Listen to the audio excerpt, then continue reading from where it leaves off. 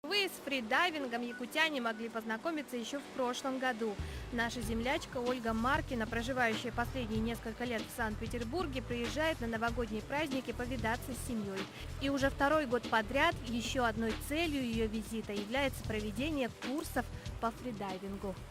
В прошлом году у нас был такой маленький камерный курс, у нас было 3 человека, три студента и я, 4 нас было. В этом году у нас уже больше, со мной вместе 11 человек.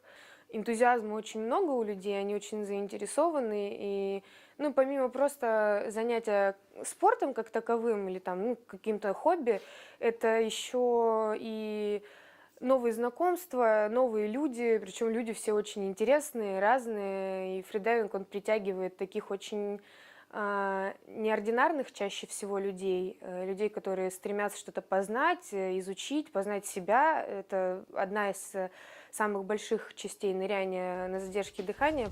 Фридайвинг или апноэ – это плавание на задержке дыхания, которое делится в свою очередь на ныряние в глубину на открытой воде в море, либо в длину в бассейне.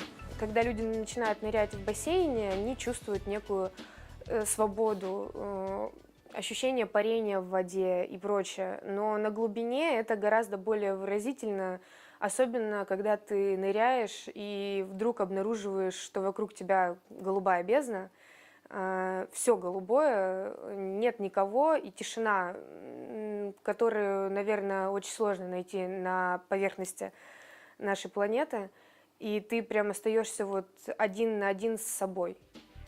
Сама Ольга больше тяготеет к нырянию в глубину. Девушка признается, что никогда не примеряла на себя роль спортсмена, но несколько лет назад ее покорило море, после чего фридайвинг заинтересовал Ольгу как спорт, нежели как хобби.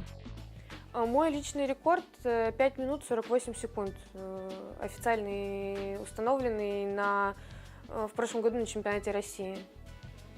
Я тогда завоевала серебро в этой дисциплине и установила лучший результат. Сегодня Ольге регулярно приходится выезжать на море, чтобы тренироваться. Она продолжает получать образование по специальности архитектора в Санкт-Петербурге. Также заочно обучается на учителя физической культуры в Москве. Параллельно в этом насыщенном графике, лавируя между городами и странами, Ольга не перестает и мечтать.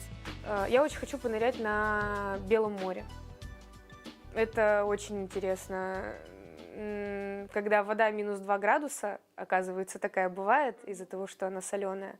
Очень хочется посетить когда-нибудь в Мексике, есть такие сеноты. Очень красивые места, там свет красиво падает, пещеры такие. Я видела миллионы раз видео, как эти котики играют с тобой, как котики. Вот. И это очень здорово, наверное. И, такая всеобщая мечта у каждого, наверное, фридайвера почти – это понырять с китами. Желаем нашей землячке дальнейших спортивных успехов и чтобы все ее мечты обязательно исполнились.